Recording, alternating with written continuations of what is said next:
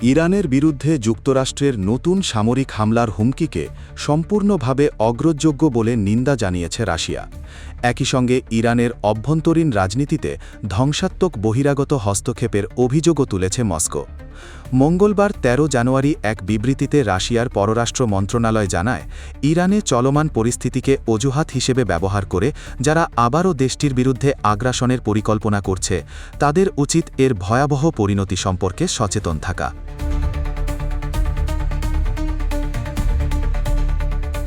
বিবৃতিতে বলা হয়, যারা বাইরের উস্কানিতে সৃষ্ট অস্থিরতাকে অজুহাত বানিয়ে ২০২৫ সালের জুনে ইরানের বিরুদ্ধে সংঘটিত আগ্রাসনের পুনরাবৃত্তি ঘটাতে চায়, তাদের অবশ্যই বুঝতে হবে এ ধরনের পদক্ষেপ মধ্যপ্রাচ্যের পরিস্থিতি ও বৈশ্বিক আন্তর্জাতিক নিরাপত্তার জন্য ভয়াবহ পরিণতি ডেকে আনবে।